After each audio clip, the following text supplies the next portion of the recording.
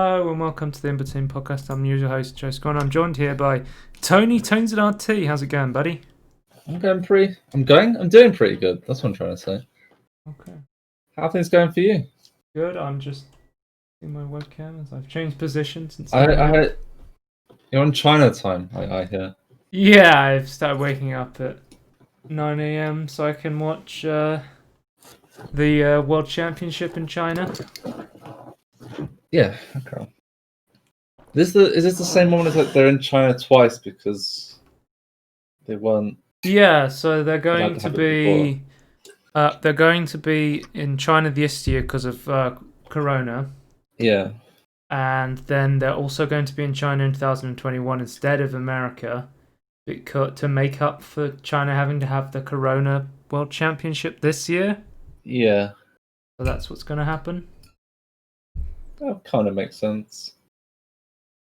Just seen the group draw after the knockout stage. Rest in peace, NA. NA's got the airport speed run underway, as they do every year. Yeah, airport speed run. Yeah, because they get out of groups so quickly that they're the fastest the airport to go home. Are you sanding something? What are you doing? Don't worry, it's fine. It's really loud. Everything's fine. Nothing's going wrong. Okay, right. Anyway, yeah, just saw the group draws. I really like G2's draw. I think they can beat Gen G pretty easily, and they're probably going to get their asses kicked by Dam 1, but hopefully they can get to finals. And then Fnatic is against the entirety of China, which means they are dead. So, yeah, rip. Anyway, they're dead. Okay. Yes. Okay. You want to look at some trailers? Yeah, I'd love to look at some trailers. So we got the second chapter for Raft. Trailer is out now. I have played Raft on Friday and Saturday, but we started a new Raft again on hard mode, so I've yet to actually go to the new locations yet. And Right. Andy's been building the raft up, and he's trying to make it boat shaped. And I'm doing my best to put random shit everywhere to stop him from building his boat.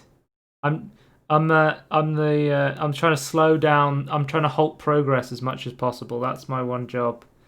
I'm the secret saboteur. Yeah. You are reacting though, but I'm reacting right now. Zip lines and raft, Tony. What can you say? That's a poggers from me, dog. what's with the robots? Yeah, I don't know. I haven't experienced that yet, so I couldn't tell you. I'm really excited. I think I'm really excited for zip lines the most, probably. Metal detectors look cool. The chapter 1 stuff was really fucking cool. So we were going to replay it through chapter 1 for a friend who didn't get to experience it, and then we're going to play through the new chapter 2 stuff, because I think that was the big thing. Like, Raft's one of my favorite survival games of all time now, and the reason I always go back and play it is because the core gameplay of it is so much fun. Just the scavenging on the raft and then building up a boat. And I always thought, man, this game's great until it gets to a point where you're not really doing anything, where you've got all the upgrades, and then you're like, man, I've got nothing to do. But then the story stuff at the end that adds the extra stuff, like I feel like this sort of stuff really thickens out the game towards the end game. And like the story stuff is really cool as well. So yeah. Yeah. Definitely awesome to see. Yeah, so I said I have played Raft in the past couple of days, but I haven't seen any of the new content yet. Soon TM. You're working towards it. Yeah, I'll tell you guys about that later. We got Fall Guys Season 2.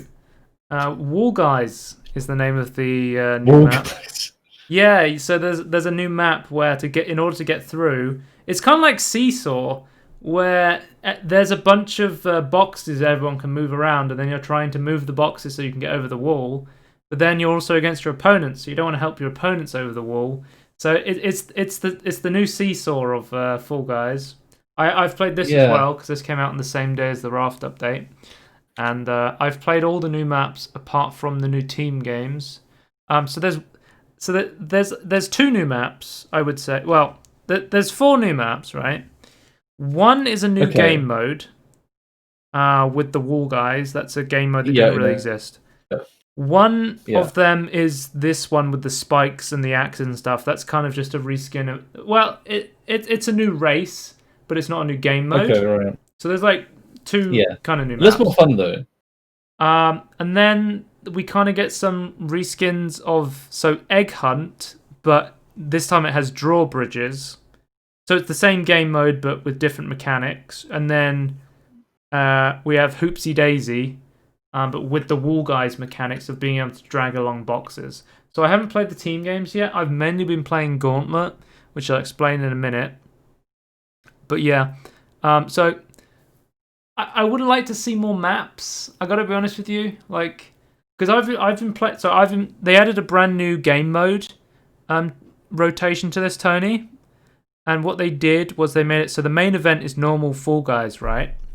And then they made another one called I believe it's called the Gauntlet, where there's no team games, so you only play solo maps. So for someone who's like, I really hate team games because I'm getting fucked over by teams, then you can just play. So they addressed that then. Yeah. But it also they said that there's going to be new ones. Like I think it was called there was a slime based one, so maybe it's just the slime maps. Maybe I'm not sure how that's going to work. Are they going to do almost like a team can win the whole thing? Maybe. Or is that not really? Oh yeah, where they said they wanted if people queued up together, they wanted more ways for people to win as a team rather than only one person can win. I don't think they've done anything for that. They made it so you can see your friends while you're queuing up, which is nice. They still haven't. You still can't have your name in Fall Guys. You're still Fall Guy 1, 2, 3, 4. And I was like, okay, finally, when season 2 comes out, we're gonna get our names back. No, they've made it now. You can have like badges, so you can have like a custom border around your name, and then you can have like a slogan under it to customize your name, but you still can't have your Steam name, which I feel like it would be a really easy fix to let us have our Steam names back.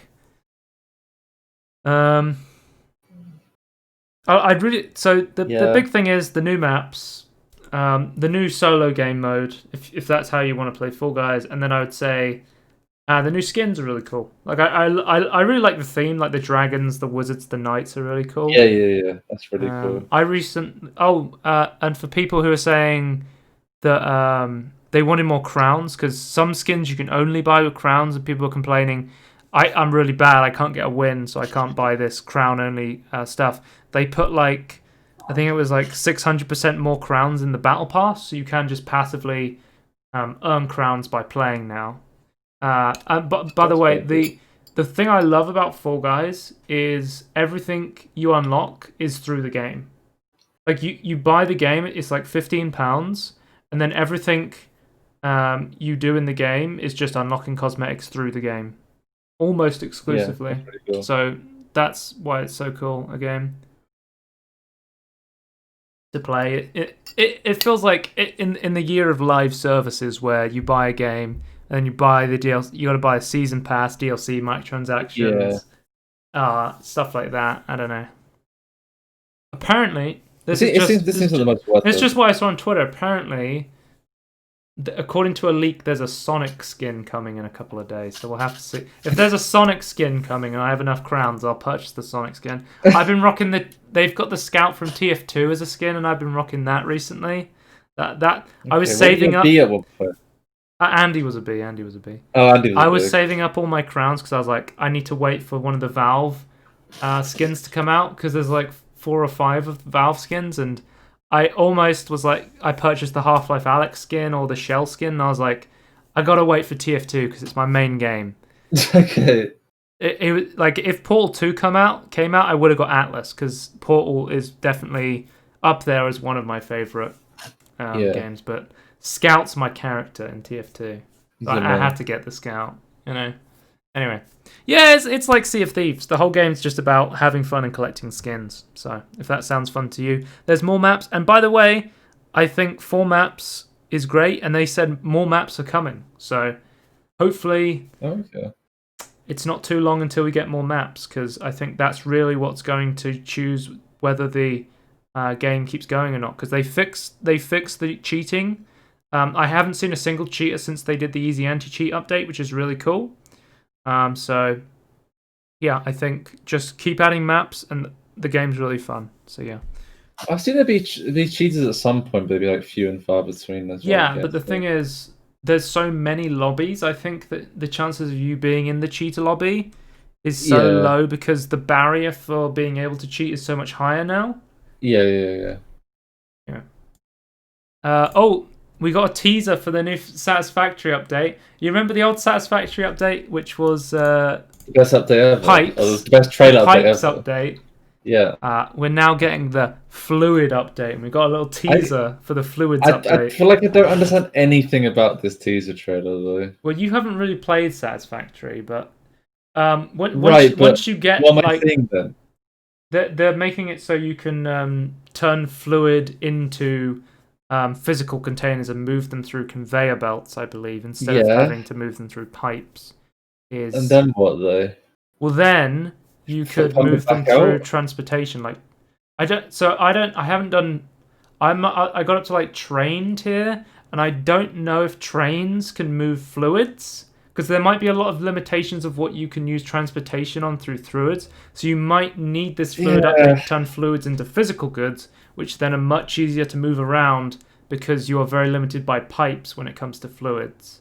Yeah. So what I love about Satisfactory is that I love like the pneumatic tubes, and I love conveyor belts. My favorite things are conveyor belts and transportation. I love like the pneumatic tubes and stuff. So yeah, that's always cool. And we got a one game announcement that I picked out. Ziggurat 2 is coming out. This came out of nowhere for me. I literally saw this on Reddit and I was like, whoa, I love the original Ziggurat game. I have a video on it on my channel.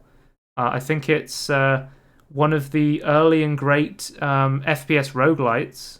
I mean, back then there wasn't really any FPS roguelites at all, and it's a wizard FPS roguelite. I remember at the time. I remember Total Biscuit loved this game a lot back at the time. Yeah, he did. It came out.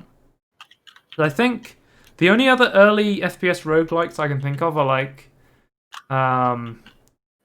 Paranautical Activity. And Heavy Bullets was a bit later than this, I think. But we've seen way more FPS roguelites now because we've got the likes of what's it called? We got bullets per minute. Is that what it's called? The rhythm based one. Yeah, BPM. BPM. Yeah.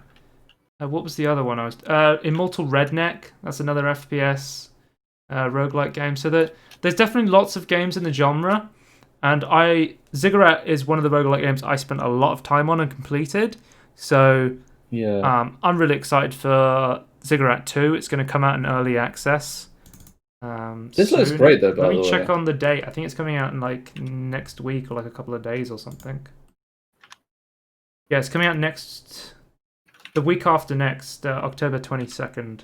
So coming out real soon. I've got it on the wish list, Tony. So okay. Whenever it goes on sale, then I'll have to get it because. Is it? Wait, is it on? Yes. Okay. Let me add to my wish list as well. Yeah. Get it on the wish. It's so funny. We were talking to our friend the other day, and he was like, "Tony, I've seen you've been eyeing up this game," and I said, "What?" And he said, "It's on your wish list," and I'm like, "You know, Tony has like 1,000 games on his wish list. Tony's wish list means absolutely nothing." There's a reason we used to have a show called "Why the fuck is this on Tony's wish list?" He was saying it as if like I only had like 2 games on my wish list. Like, oh, he's added another one. Yeah, you go to Tony's wish list, and right at the top there's this game, and then it's like out of like 5 games or something. My response as normal is like, wait, which game? Which was that? What is that called? Sorry. Normally it's just like I have no idea which game is what. Yeah. It's just funny. But the carrots are back. If you remember my carrots. Yeah, if you remember my original Ziggurat review, I think you commented a lot on the little carrots that chase you around. Yeah. But they seem to be bigger and scarier now, so that'll definitely be something to check out. So let's move on to quick news.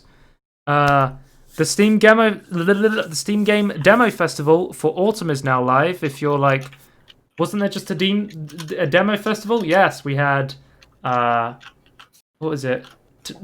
Tokyo Game Show, PAX Online, We had another games demo festival recently, so this is another one. So if there was any demos you couldn't check out in those, or if there's a demo you haven't checked out yet, I'd definitely check this out. Let's see. I'd recommend trying the Superliminal demo. I enjoyed that. Black Skylines is an interesting game. Party Animals is like a really popular one. We should try Party Animals, Tony, because this game's really popular on Twitch.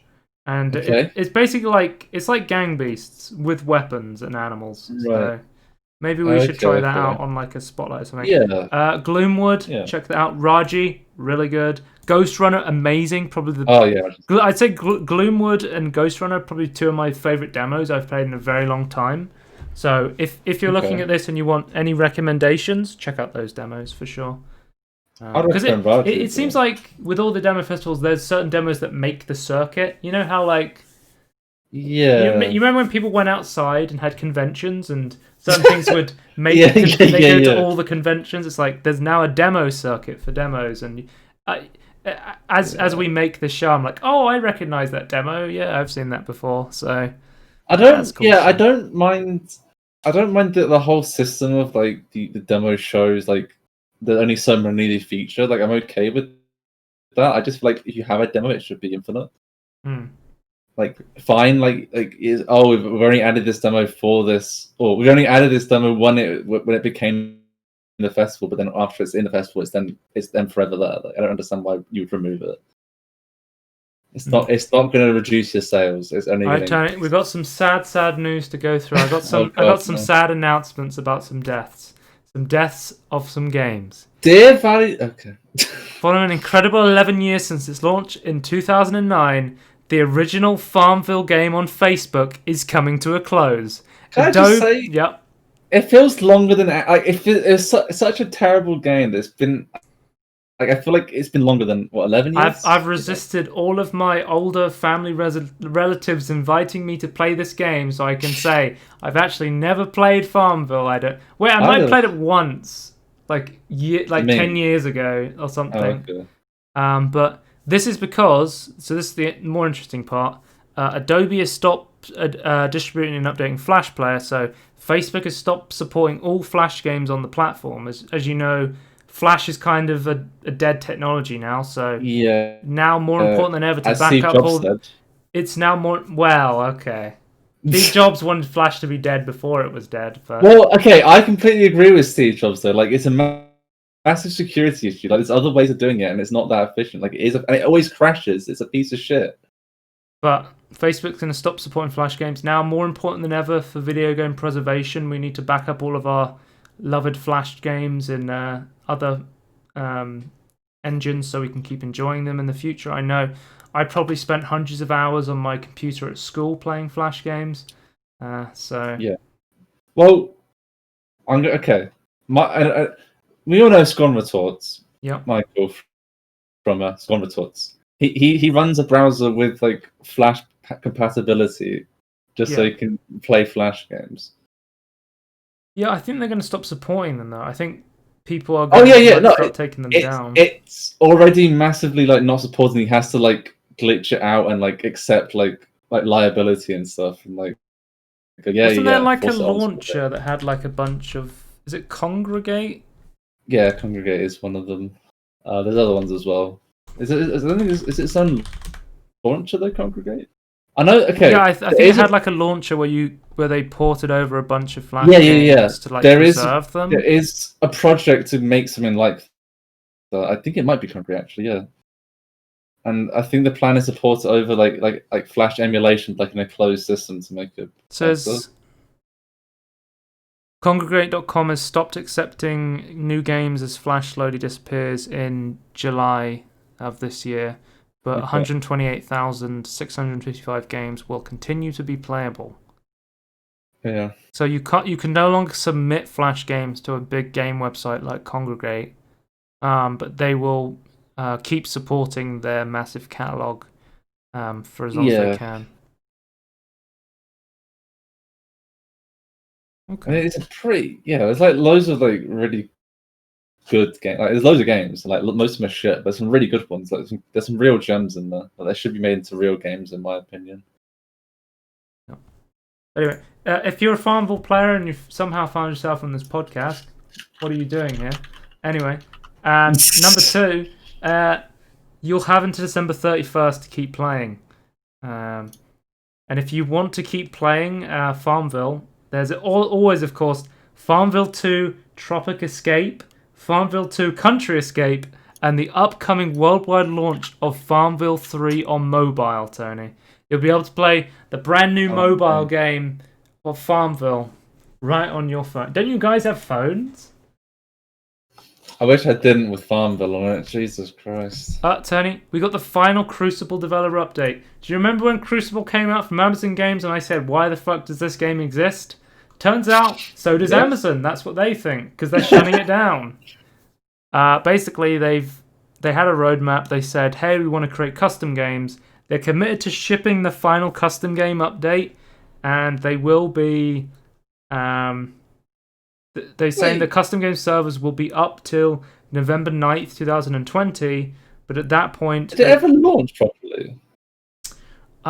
It did, and then it went back into beta where they were trying to fix the game. So they launched it, and they're like, hey, here's this game. Everyone's like, oh, who wants this? I'm going to go play something else. And then they're like, shit, this game isn't working. We're going to go back into beta. And then they were like, oh, nobody's playing the beta, and everyone else is playing our MMO, because they've also announced, Tony, they're moving over the Crucible team to go work on New World. So Colin Johansson and Mike C. Colin's going there. If they were indeed still working on Crucible, they're now 100% working on the MMO. 2 Guild Wars 2 directors are now 100% going to be working on Amazon's MMO. That's fucking hype. I'm sorry, Crucible, but that's the silver lining of your death. Is Colin Johansson and Mike C. can finally work on New World. Are we the only ones hyped about this, though? Yeah, I'm super hyped about Crucible shutting down. Yeah, I think so. Because we're the only ones that care about the Guild Wars 2 developers, because we like the... I love Colin Johansson. I love that man. Yeah, Colin is amazing. Yeah. So, poor guy. Anyway, we now... So, talking of another thing that died, from the ashes of Twitch Sings, Twitch Sings shut down, we now have something called Twitch Soundtrack. So, they took the resources from Twitch Sings and the copyright music.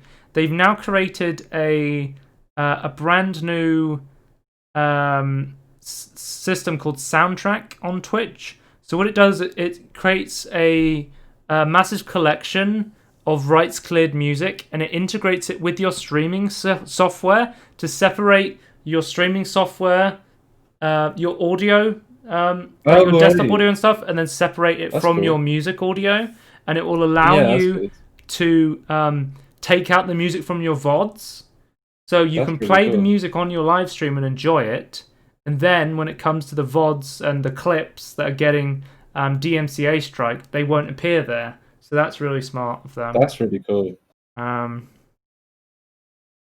Music from Soundtrack is separated into its own audio channel, so you can play music on stream without worrying about your archives being muted or receiving strikes against your Twitch channel or wherever else your content may go. Because of course you can put this on YouTube as well, which has another DMCA system, so that'll be nice for that. Playlists and stations are created by Twitch music creation staff, as well as select streamers and industry partners to make sure whatever style of music you listen to, streamers at your fingertips. They've backed up some of the big ones I can see are Monster Cat, does a lot of nice royalty-free music.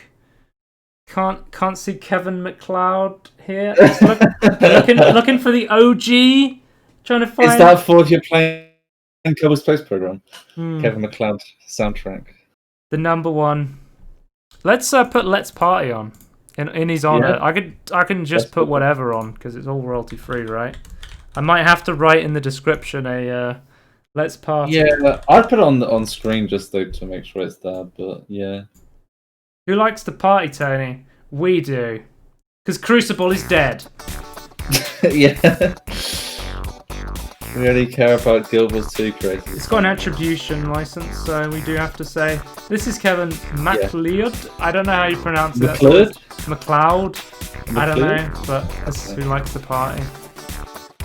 We need to get Google Translate to tell us how to pronounce it. Why would Google know though? It's just going to tell you how it thinks you said it in English. Prank. Okay. Anyway. For some reason I was set to translate Chinese to French. I have no idea why. Yes, I see you know your translations well. Did you do it?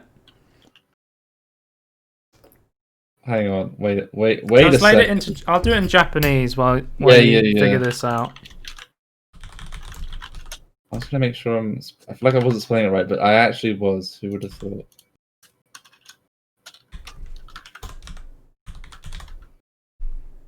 Just Google his name.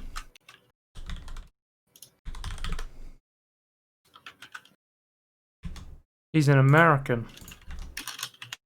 Kevin McLeod. Kevin Macarudo is how it's in Japanese. Kevin MacLeod.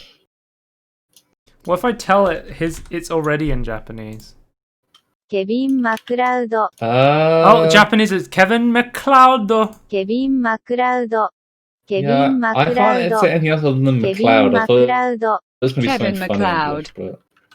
English thinks it's Kevin MacLeod. Kevin MacLeod. Yeah. Kevin MacLeod. Okay, well, if you're watching Kevin with a surname we can't pronounce. Kevin MacLeod. Okay. Moving on. We got another MCC development update for September 2020th. Some of the interesting things are we got Long Lost Armor being back for Reach, with more customization options coming to the Long Lost Armor from Reach, which is really cool. The idea of adding Halo Online's maps to the Master Chief Collection, custom game browser being shown. That's really cool.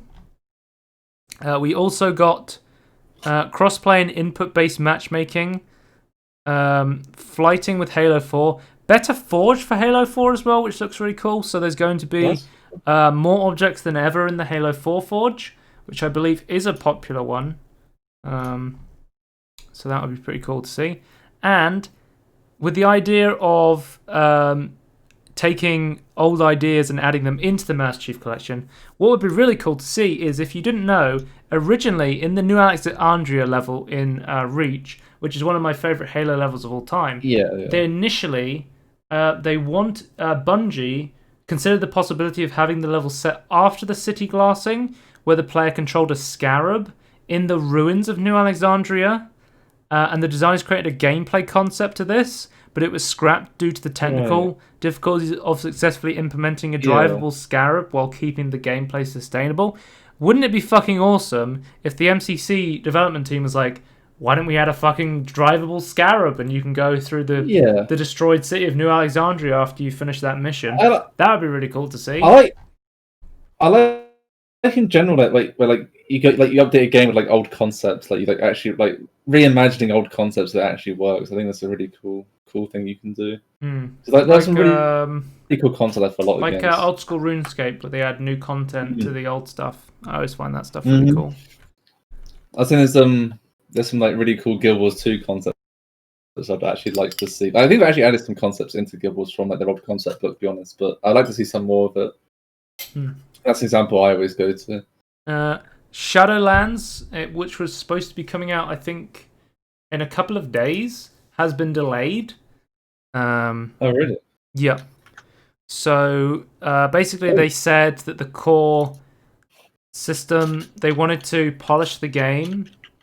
They said the game needs additional polish. It needs to balance and iterate on some interlocking pieces, particularly those related to endgame. Shadowlands is one of the most intricate expansions we've ever created. I don't believe that. And we've made great progress. The challenge of tuning the endgames was compounded by the team having to work from home. So they were also saying another issue was the pandemic. So the pre-patch for Shadowlands will be releasing in a couple of days, October 13th, which I believe is Tuesday, if you're watching this live. And in the pre-patch, you'll be able to do the pre-patch event and all of the new content that's added. Which I believe you can also now, the level squish will come in. So instead of being level 120, you will now be level 50, which is going to be quite an interesting change to see.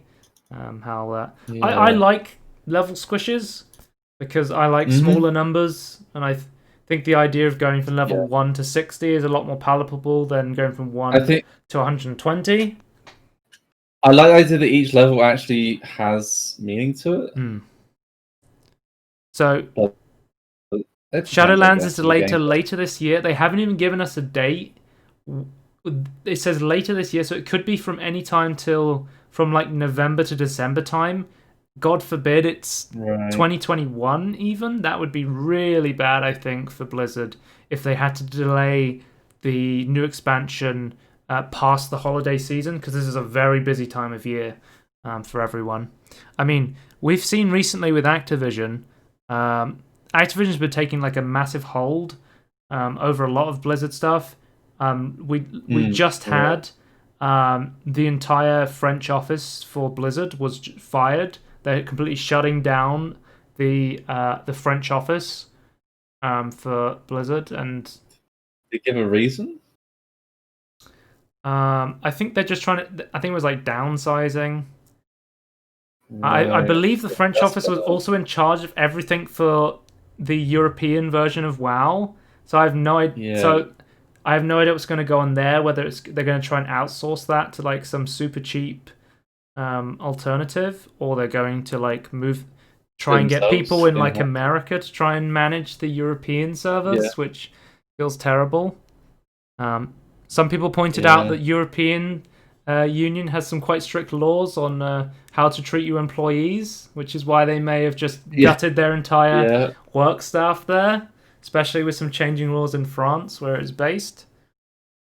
But yeah, it's not looking great for Shadowlands. I'm not particularly hyped for this expansion. I have played every WoW expansion pretty much up until this one, so I'll definitely have to see. I'll watch from afar how this turns out. I mean, I haven't been hyped for I think the last expansion I was really hyped for was Legion, and I think Legion's probably the best update they made since Wrath of the Lich King, which has been a long time. So, but the thing is, with Legion, they introduced borrowed power. So I'll just quickly explain that to you, Tony. The idea of borrowed power is they give you power that you have to earn in that expansion, and then when the expansion finishes, they take it away from you, and then they go, here's a new thing to dump powers into. And the problem is, every expansion after Legion is borrowed power, borrowed power, borrowed power. And we're starting to see the problem with borrowed power after we've just seen BFA Azerite has been the massive dump all of your Azerite into this heart of Azeroth and you get new traits which you can use. And everyone's like, oh, cool. And it's like, but then when the next expansion comes out, everything you've earned in this expansion's gone. That borrowed power, throw it away. So stupid. And now we're getting like a crucible system that people are very unhappy with. So why can't we just have systems that like allow you to like not make you more powerful, but instead diversify what you can do? Like, why didn't we just like go towards that sort of system? I just like do you like knowing that like what you've done is going to be completely nullified? It feels really bad. What was it people were saying? They were saying like Blizzard's almost realized that having an entire system based on borrowed power and this crucible system stuff is really bad, and they even go as far as to say, yeah, we need to kind of fix this, but it's like they're doing everything bar admitting that they need to change the core fundamentals of their like design philosophy. They almost realized that they're completely designing the game around a flawed philosophy. Yeah. But then they're like, nah, I just need some more time in the tank. It'll come out clean. Like they keep putting Shadowlands back. They keep putting Shadowlands back into the washing machine, and they're just like, the stains will come out. The stains will come out. It'll be fine. It'll be fine. Yeah. But each isn't like a fine wine. It just needs a little bit more in the barrel to ferment better.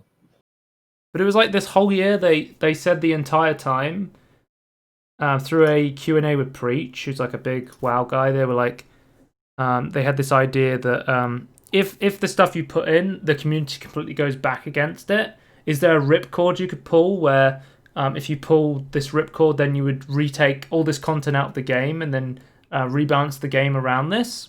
And for like every single beta they've been putting out on the PTR, people have been saying it's time to pull the ripcord, basically, because Blizzard put this idea in everybody's head, hey, if we don't like this, we can pull on this cord and we can just take this content out and you can have something else to put in there or rebalance it. But I don't know. I think Blizzard's made more changes and blue posts to Shadowlands during its beta than they have for like other games when they were fully out.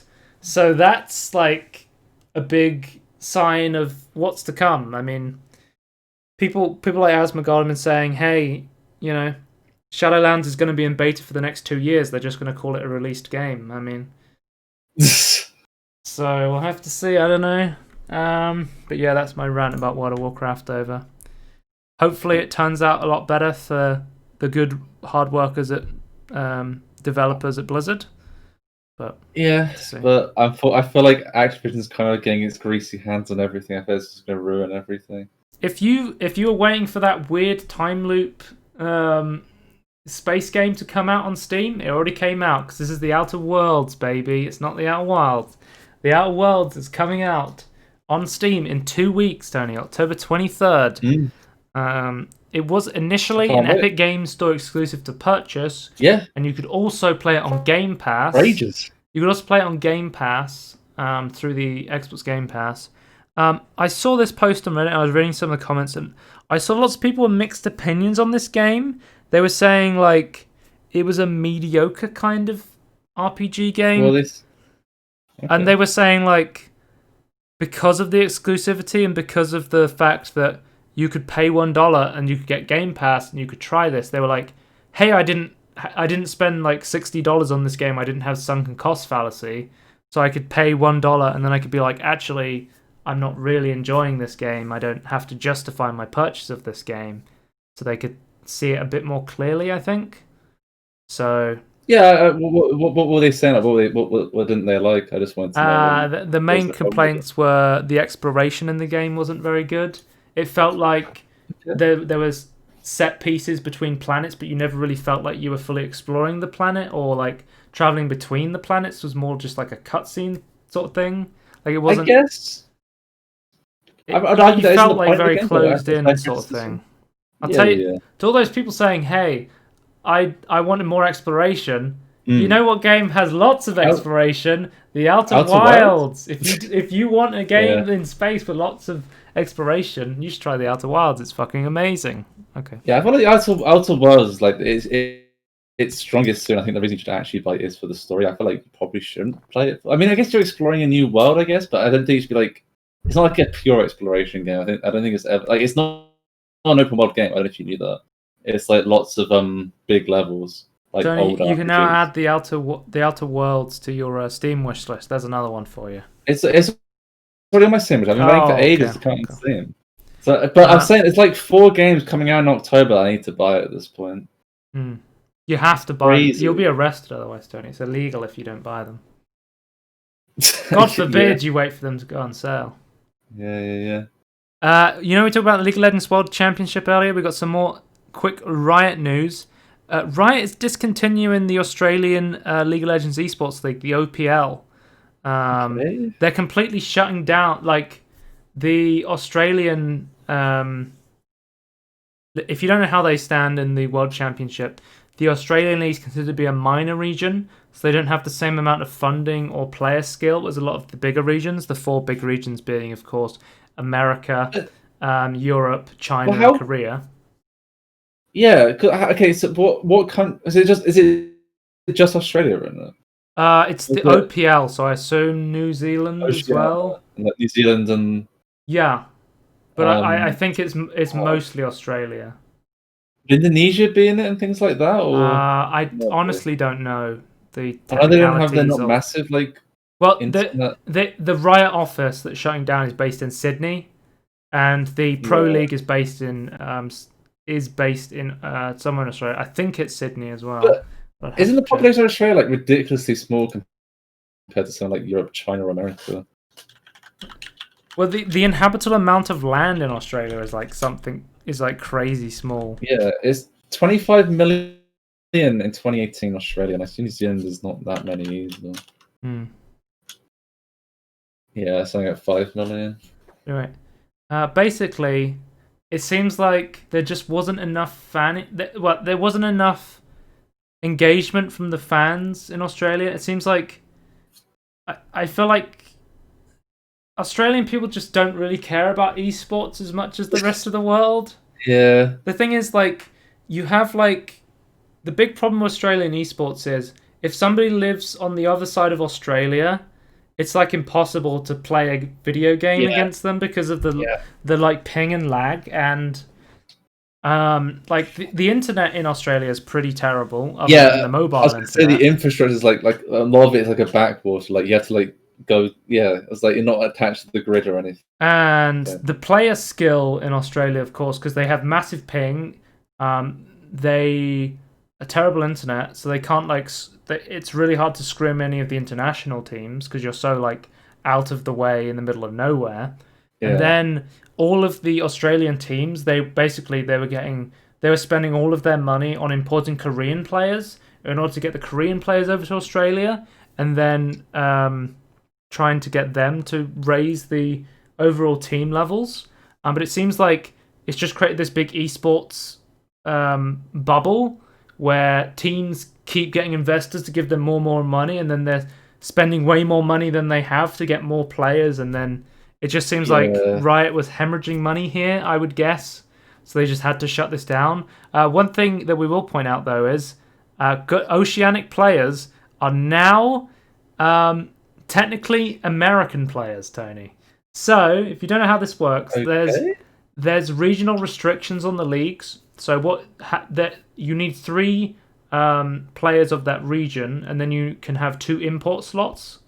Because in 2014, I think it was 2014 or 15, there was a team called LMQ who were a Chinese team, and they said, why the hell would we play in China? It's really hard to qualify for Worlds. Why don't we send our entire team to America and then get them to qualify for the LCS and then go to Worlds through the LCS? And then Riot was like, shit, every single team's going to do this. We need to make a regional requirement where people can't just import full... Like you see with the Overwatch League, where you have like the London Spitfires are like 5 Korean players. And as Total Biscuit famously said, I don't think a single player on the London Spitfires ever had fish and chips. So... yeah, that's a requirement, by the way. If you want to be a British citizen, you have to. The funny thing about the London Spitfires is they're also owned by Cloud9, an American organization. Yeah, that was pretty funny. But anyway, so now there was a bunch of Australian players who were playing in the Academy League in America because Riot made it so that minor regions such as Turkey or Australia, which are usually quite a lot bit better than the other minor regions, wouldn't take up an import slot in the academy, and people started like adding tons and tons of academy players from like the OPL. So I think teams might have been told about this in advance, which is why we saw so many Australian players already going over to the US. But now American teams can now play Oceanic players without them taking up an import slot. That's right, Australians are now Americans. You heard it here first. That's always good. Thanks to Riot Games, they are now Americans. So I'm still surprised Australians are actually real people. I thought, they're fake. Yeah, Australia doesn't exist. They've always been Americans. They've been American actors. Yeah.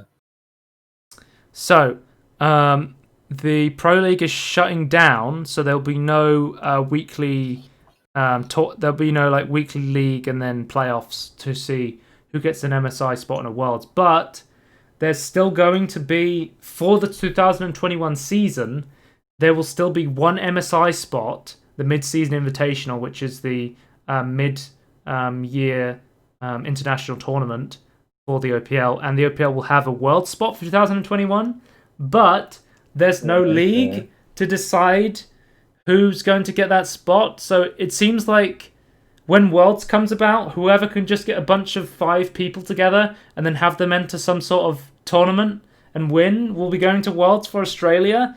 And then also at the same time, all of the Australian players are going to be bought up by the American teams.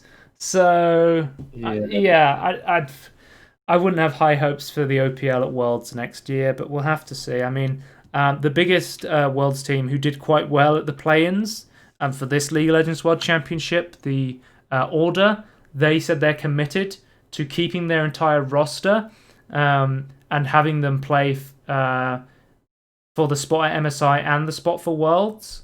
They want to try and get those, but whether the money they had some quite good performing players like Raze, the ADC, for example, and whether the American huge investments will come in and they will no longer want to keep playing for pride, basically, when no league exists to keep them food in their mouths. So we'll have to see.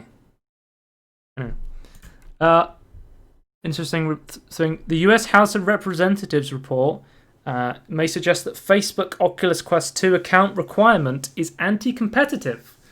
What do you think about this, Tony? The fact that you have to log into a Facebook account to use an Oculus Quest 2 might be very anti-competitive from our friends over at Facebook. I guess Facebook is actually under scrutiny right now, so this is adding to that. I was thinking it in a vacuum. I was like, wait, how's that anti-competitive? And I was like, oh wait, hang on.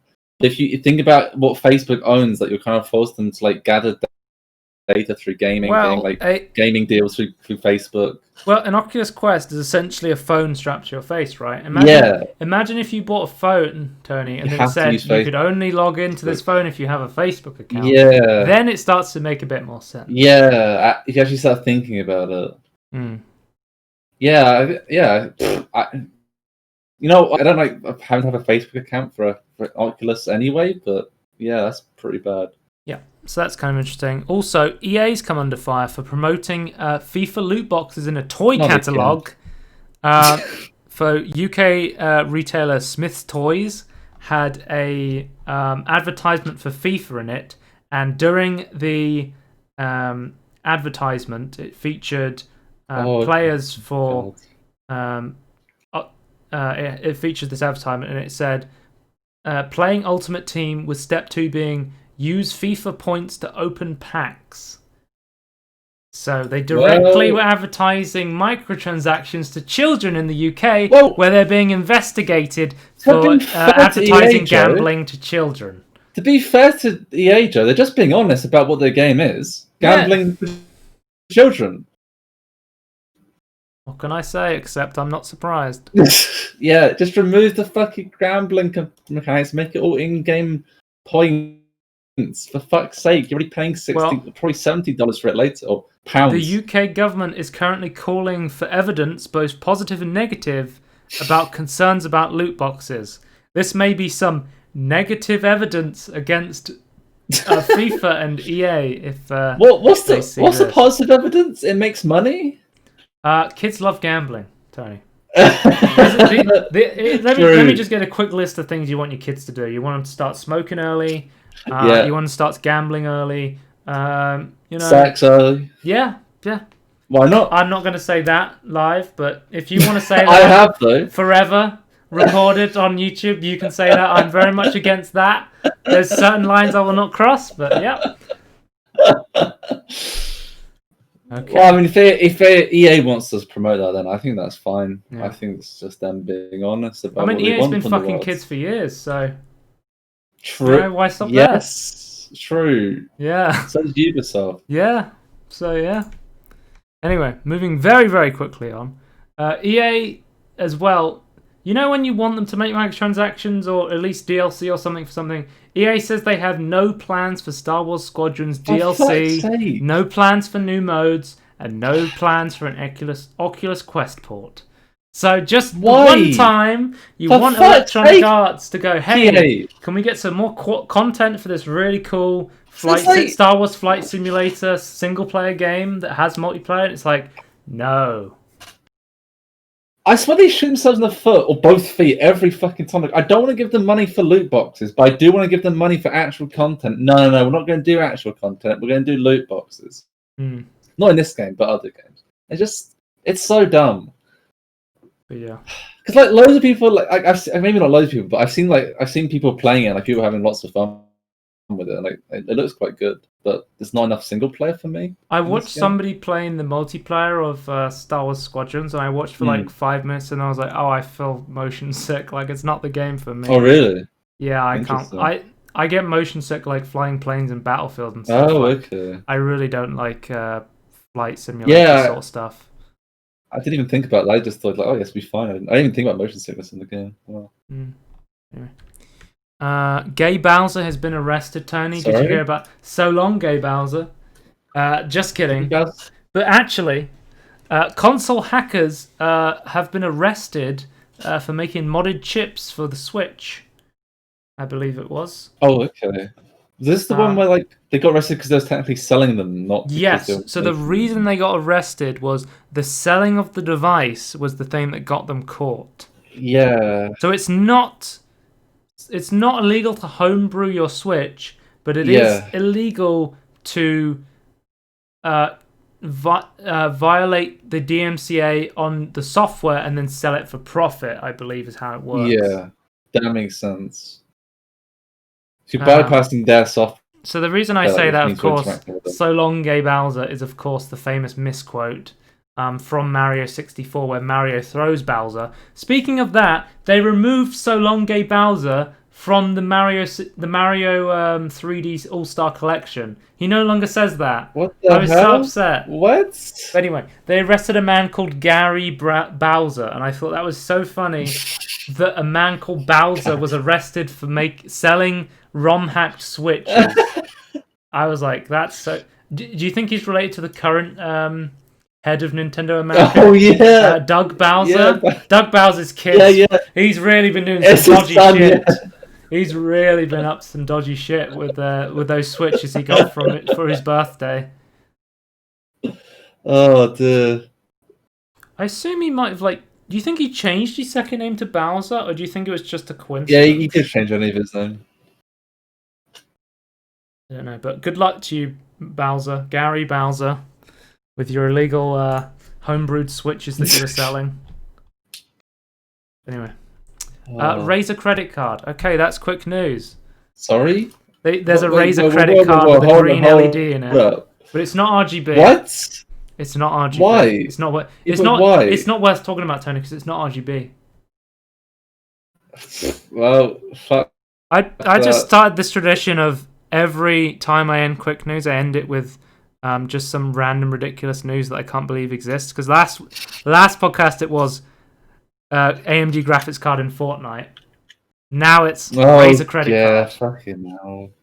That was dumb. Anyway. That's still dumb match. Galaxy 2.0 is launching the invite-only test phase of the new store inside GOG Galaxy. This new feature will give you the option to buy games not only from GOG.com, but also from other platforms straight from the GOG Galaxy app. So, if Tony, for example, if you wanted to buy a game that was exclusive to the Epic Games Store, and you said, man, I don't want to have to go through the Epic Games Store, you could potentially purchase it straight through the GOG app. And then you don't have to fuck about with the Epic Games launcher. You can just do everything from the Epic Game app and have all your games right there. It means... Yeah, I find it cool because all it means is you have to get an Epic account, install the launcher, then never launch it. It sounds great. So... the first group of games to test the new store will be working on and share their feedback with us. They will have the option to buy games from a selection of hand-picked Epic Games Store exclusive titles alongside all of GOG.com's games. So I would have said, hey, you could get the Outer Wilds through GOG, but now that's coming to Steam, so... Yeah, I wanted it in Steam anyway, so... I have seen some people... the only complaint about GOG Galaxy 2.0 is people keep saying that the Steam integrations keep bugging out for them. They keep having to relink their Steam all the time. I am one of them. It's really buggy. I think I'm wondering if it's like the size of library problem, because I feel like you don't have this problem, do you? I have about 700 games on 500, 700 games. Not as big as your. We have to say that the milestone for Tony. You just crossed the 1,000 game mark on Steam like a couple of weeks ago, didn't you? Oh, I didn't even realize that. I wasn't even. I know. Well, I looked at you. I was trying, but I wasn't actually trying. I was looking at your Steam. I have 541 games on Steam. Oh, okay, that's a lot less. Yeah. A lot less than Tony, not the average person, because I think the average person doesn't have 541 games on Steam unless they're addicted to Steam everything's sales. relative, alright? Yeah. I have Train Simulator and all the DLC, Tony. That's all I have. Yeah, okay, yeah. Your account's worth more than mine, then. Well, I think I looked at your profile and then I was like, oh, Tony, you almost have 1,000 games on your Steam profile. Yeah. Why don't you just buy a couple more and then you have 1,000? And I'm like, well, these games are on sale. Maybe you should check those out. And you're like, maybe I will. And then I think you've hit the 1,000 mark. Yeah, but okay, but that wasn't me. That was what he was intentionally trying to do. That I want that on record. Yeah. Tony was trying to hit the 1,000 games mark. It was part of his master plan. Wait, it says you had 998 games. I just lied. But Tony, can you buy 2 games quickly? Well, I need to buy 4 games for October, so it's true. I need to wait until next week. Though. I actually thought you hit it. I thought you hit it with all those random anime games you bought, but it seems you're 2 games short. Yeah. Shit. Okay. Well, we'll have to get that. Just pretend I've got 2 games though. Minus 2 games. What do you think about GOG giving you the ability to purchase games through GOG Galaxy? Is this going to make you go, man, I'm going to purchase those games through GOG Galaxy? Are you just going to go straight to Epic? Well, wasn't there one more perk that this had? Like, GOG has a 30-day money back, and then Epic. I don't actually know about that.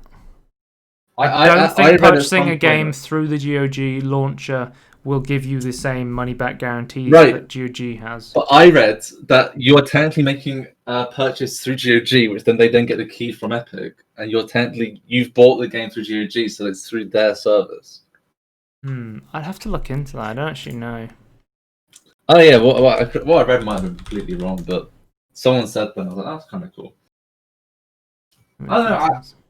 I prefer. I actually really like GOG 2.0. It's like really well. Other than the Steam not integrated properly, but I launched Steam anyway, so it doesn't actually matter to me. Other than I do want to have it because I can actually just search everything, but it's not a major flaw.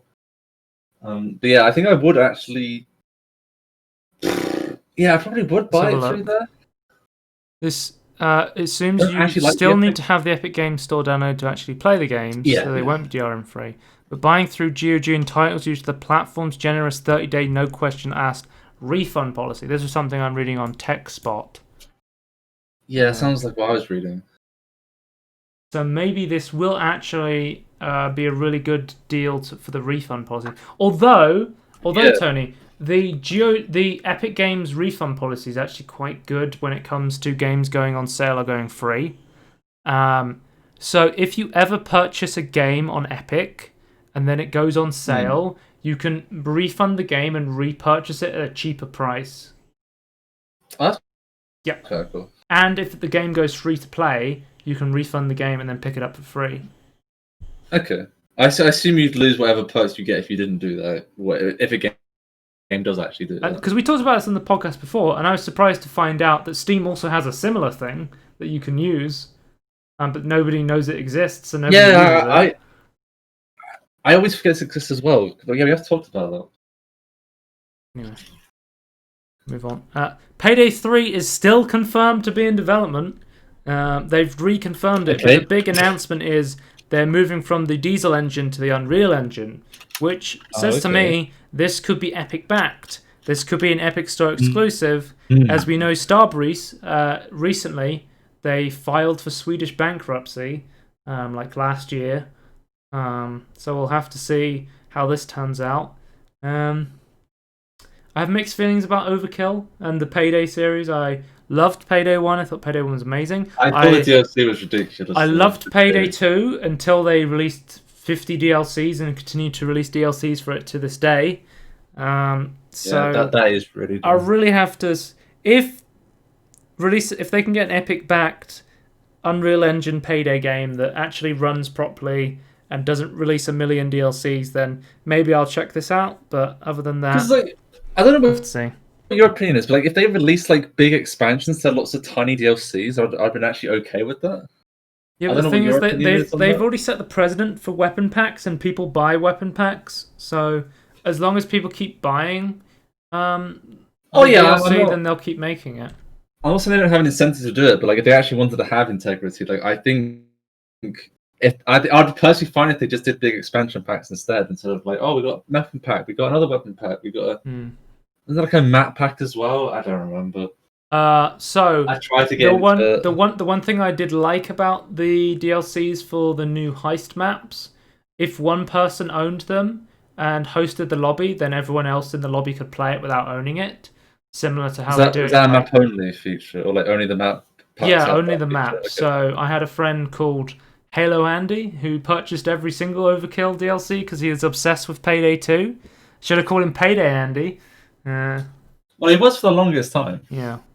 And I would just play the new maps through him without having to purchase it. So I thought that was cool. But if you don't have a friend who spends too much money on games, then maybe it's not a great feature. Anyway. We've been talking about all these Dwarf Fortress updates, Tony. Dwarfs are now represented graphically in the new Dwarf Fortress update. Excellent. That is coming out on Steam. And soon TM or something. Not soon TM, but at some point. Every 2 weeks now. They just keep... they keep making updates to Dwarf Fortress. It's starting to look like an actual game. Yeah. And every time I look at it, I'm like, man, this is almost like an actual game, and I still don't want to play it. I read these things and go, wait, this wasn't in the game previously? They added mouse. Tony, it was made in like a fucking... It was ASCII. I know, but every time I'm like, wait, the dwarves weren't in the game? What? No, they were in the game. They were smiley faces in ASCII land. That's not a dwarf. That's a dwarf. That's not a dwarf. But you now have mouse support for the UI. We have new graphics. We actually have dwarfs represented, and they look fucking awesome. So, yeah, good job to Tarn, because I know Tarn. I've seen several I've seen the No Clip documentary with Tarn. It's like two brothers who work on this game, and it's amazing to see like how much hard work they put into it. Oh yeah. So, great job there. Have they made money from this yet? You can purchase Dwarf Fortress on their website, but they've said you can always download a free version of it, and the Steam version still doesn't exist, right? It's still not out, so there's no way to purchase it through Steam. So we'll have to see. Anyway. Microsoft has told employees it plans to release a browser-based app for the Xbox Game Pass streaming service next year that will get around Apple App Store's rules. We will end up on iOS. What do you think of this, Tony? The way Microsoft has to circumvent the App Store rules just to get the Xbox Game Pass on the phone. Well, as I said before, it's actually ridiculous. I don't understand why. Like, just make Microsoft liable for all the games. Like, I don't understand the problem here.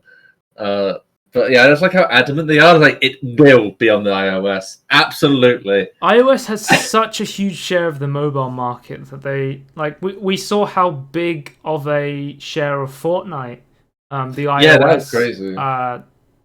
Removal had on the sales of V-Bucks for Epic. And the player base was crazy. But it seems like Xbox is we've from everything we've seen in Microsoft, from the Xbox launch, the Xbox One, Xbox Series X, the Xbox Series S launch, from the new ones, from the acquisitions of developers, from their Game Pass subscription, from their Game Pass streaming on mobile. The number one thing from Microsoft right now is we don't care where you play our games as long as you're playing it on Game Pass. And this is their push money anyway, for the Game Pass. Yeah. I like that though. The Xbox Series X is a games console, but it's more like a streaming box for the Xbox Game Pass. That's kind of like how I see it. Pretty much. Yeah. And Microsoft also made a blog post talking about how they're treating Windows 10 based on the CAF Coalition for App Fairness. Oh, yeah, I saw this. What's the Coalition for App Fairness? If you don't know, basically, Epic Games and a bunch of other companies such as, I think it was Spotify, Tinder, Blockchain, Proton Mail, they all came together and they started a coalition to try and to rally against closed markets with 30% transaction fees, specifically Apple and Google's system on iOS they want to and go the Play Store. You can easily. I think one of the other stipulations was they actually wanted like easier extra app stores basically on whatever device, which I think that's quite cool. So the aims of this group is they want a 5% transaction fee, which is charged by credit card companies. Wait, hang on a second. They claim the Apple favors its own services. The group has been viewing other transaction fees like the 5% fee when charged by credit card companies and state that Apple charges up to 600% more and would like the 30% fee, which was only introduced by 2008 by Apple, adapted to comparable percentages that charge other providers of other payment solutions. So it seems like they're in line with the 5% fee of credit card companies. Yeah. Can I just say that's a really dumb way of saying it? They basically just said 5% is 6 times less than 30%. That's all they're fucking saying. Yeah, it's 600%. They're just saying 6 times 600% more. So, it's a really big number. But anyway, Microsoft made a blog post talking about how they're going to change Windows 10 to go along the new CAF, the Coalition for App Fairness's guidelines. They said one of the big points was developers will have the freedom to choose whether to distribute their apps for Windows through the App Store. We will not block competing app stores on Windows. So if somebody else comes along with an app store for Windows 10, they can have their own competing app store on Windows 10 without it getting shut down by a closed system. I'm personally I'm personally okay with the 30% cut. Obviously 5% is better. Like if you could get away with it, that's fine. But I think it's fine. Personally, I would rather have easier secondary app stores than make it actually competition between the app stores. That makes sense. I'm okay with even if it was 50%, I was like, oh, that's crazy, that's ridiculous. But I don't really care. Okay. And as I said, I will not talk about Apple versus Epic anymore, and I will not be talking about what is happening on May 2021 at all. I will not be talking about whatever's on the screen right now. Okay, question though. In May 2021, will you talk about it? No, because it's going to be a circus trial. I think it's going to go on for years, that trial. I mean, literally, the Oracle versus Google trial has been going on for 10 years, Tony.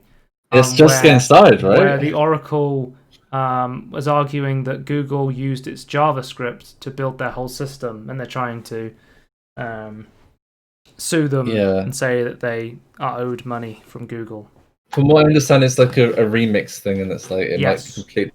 So the entire tech industry is in favor of remixes of the script, saying this doesn't violate any DMCAs. Yep. As per usual, I'm going to stand in the middle. I respect both sides. I think we need to have some sort of compromise, not just go one or the other. But that's just me. I'm a big fan of compromises. Tony, AMD released the 5000 series CPUs. We finally get our first look.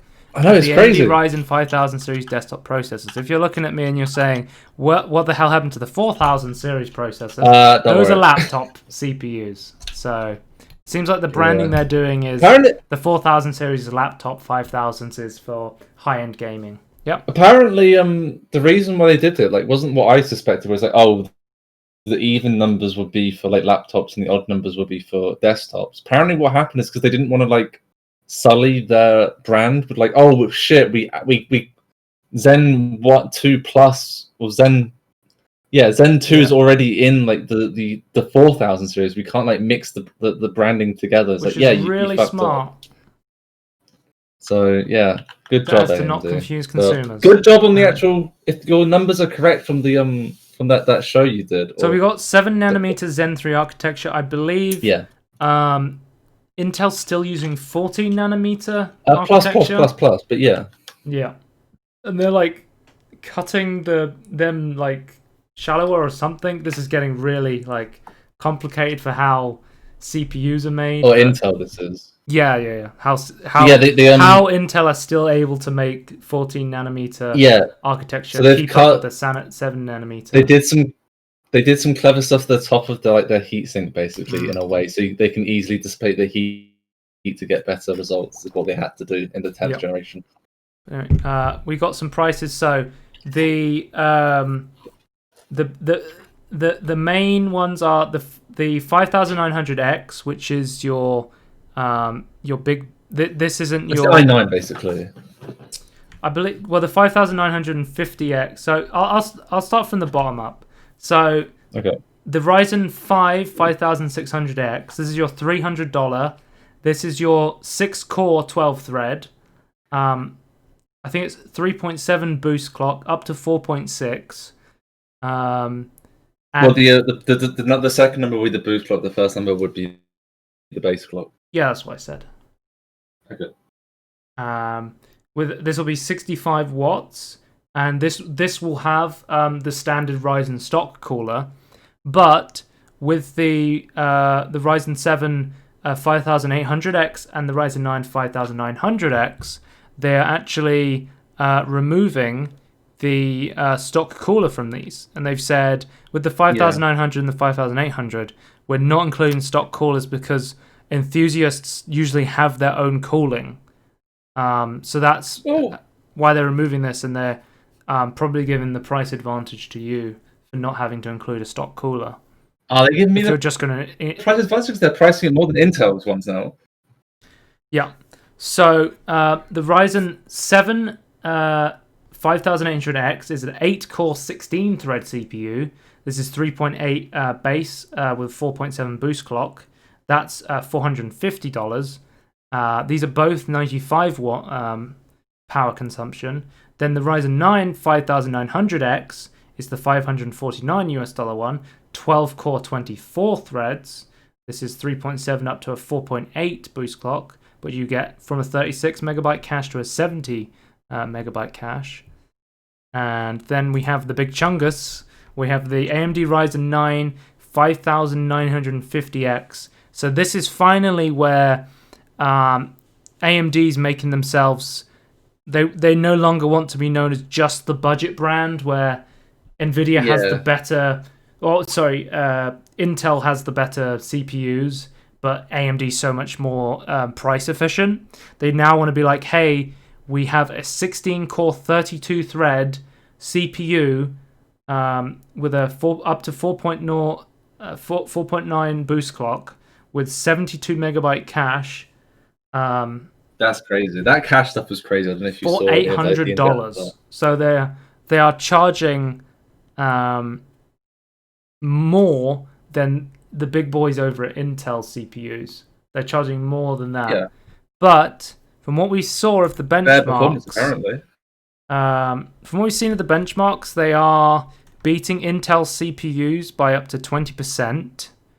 And also on the benchmarks we got for 1080p on some of these games, they had a 46% increase from the Ryzen 9 3900 XT in CSGO. And if you don't know the importance of that, CSGO DirectX 9 game, that's an Intel stronghold.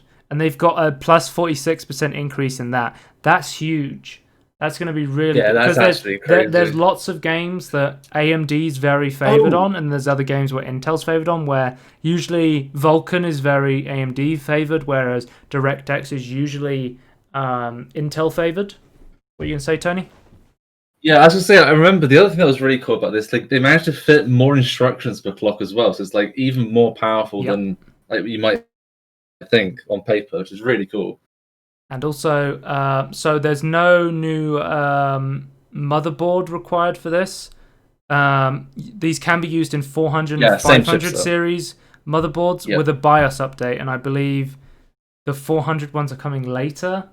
I think they're coming around like January 2021 for the BIOS updates. But yeah, we also, as well, so this is fucking awesome.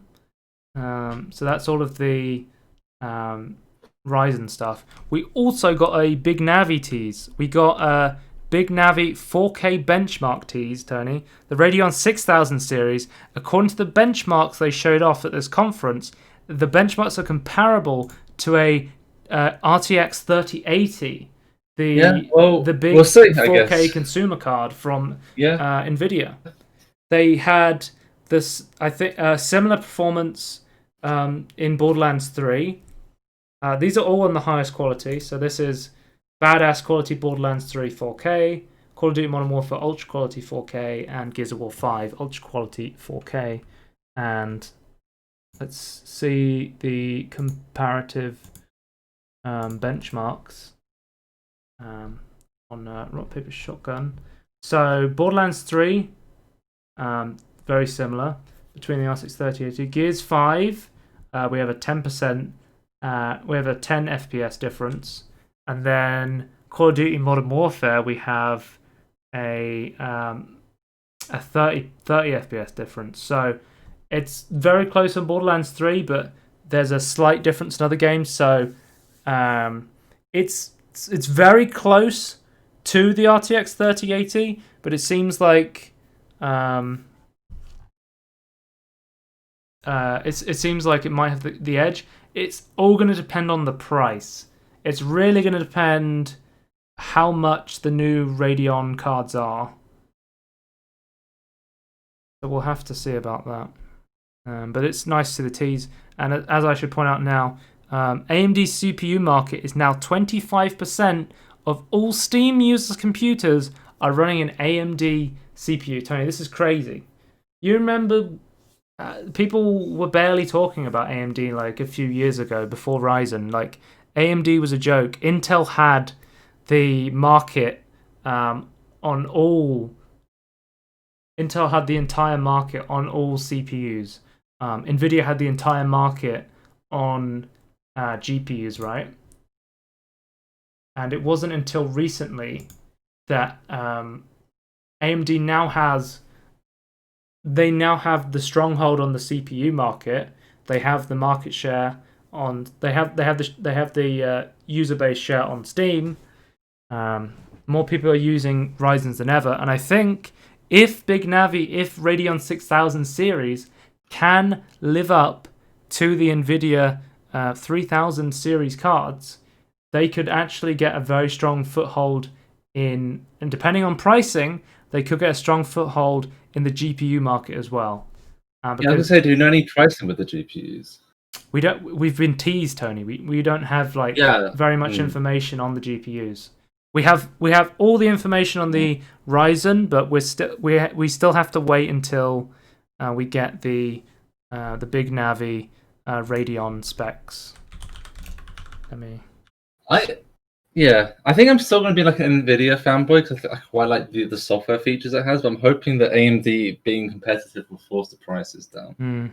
We'll have to see. Like, obviously, the ray tracing performance is going to be a huge factor as well between Radeon versus Nvidia, because this is the second generation of ray tracing, and Big Navi doesn't have a first generation yet, so we're going to have to see how they handle ray tracing, because that'll be big in the benchmarks, where if a Radeon 6000 series is comparable on 1080p, or Radeon 6000 series and a 3080 are comparable at 4K ultra settings, that's cool. But then, are they comparable with ray tracing on? That's going to be an even bigger thing.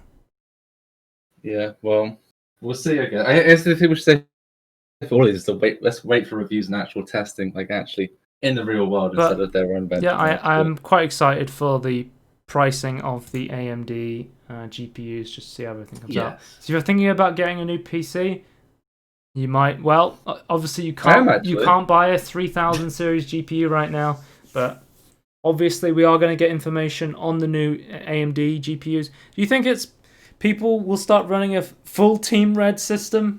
Will we get the AMD GPU and the AMD Ryzen CPU? Okay.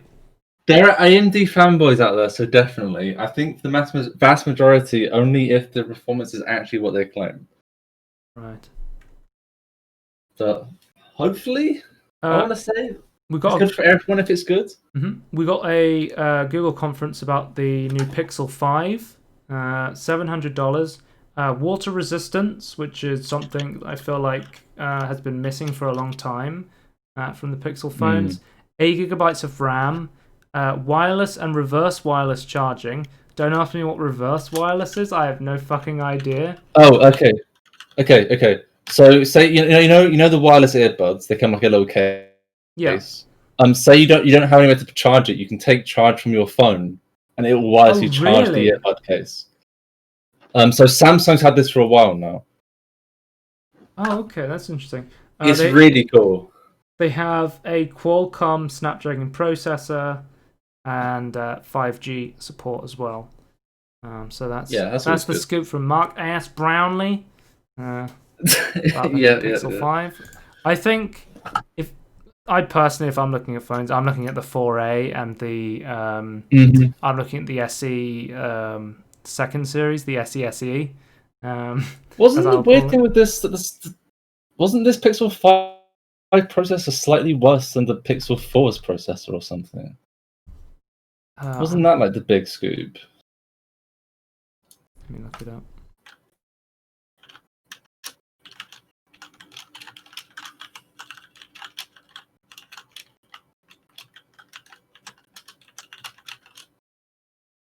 Seems like Google's doing limited distribution, so it might be really hard to get a Pixel right now. Yes, the Pixel 5's processor is slightly worse than the Pixel 4, but everything else is better. So I don't really understand. If they're trying to get the price of performance better, maybe? I don't know. Yeah, I don't really know that much about mobile processors to. But yeah, I'll say I was watching the Wancho, and I kind of agree with Luke. It's like kind of at the point we don't need more performance from processors. We just need more efficiency. Like I wanted it to last longer, battery life and things, and like that'd actually be better than performance. Yeah, I agree with that. Like a longer, more sustainable phone. So I'm wondering if that's what they've done. Like maybe the Pixel 5 will actually last like way longer. I don't know, but I'm very interested to see. Like, do I care that it can't run Crysis? I don't know. You can run Crysis on the VRAM of a 3090, Tony. Oh yeah, I saw that. That was so weird. Did you know? I don't know if you saw the PS5 teardown video, but you know the PS5 is cooled with patented liquid metal, which took 2 years to develop. That I did see that. It looked cool. It looked like Terminator shit though, but I gotta go up to we need Linus to go up to Sony and ask for the patent permission to cool a PC with liquid metal. Oh, that would be cool to see. But what if they buy a PS5, take it apart, salvage all of the liquid metal, and put it onto a new PC just to see if it's any better than other liquid, or even that test sounds the like PS5. It wouldn't work at all. But okay, all right. But if they test the PS5, remove the liquid metal and apply a different paste and see which is better. I don't know how you'd get the benchmarks in the PS5. That'd be a bit iffy, but hacked PS5. You'd have to use like a external thermal temperature, maybe. Also, PlayStation 5 swapped the X and the circle button use in Japan. So in Japan, X meant back and 0 meant okay.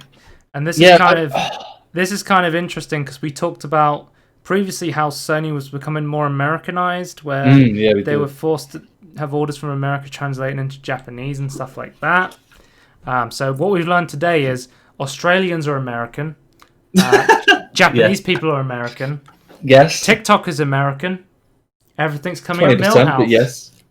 You know, everything's American now. Didn't Platinum Games always use the Japanese system in their game? I remember vaguely like a game they had to use Circle to accept stuff in like a PS3.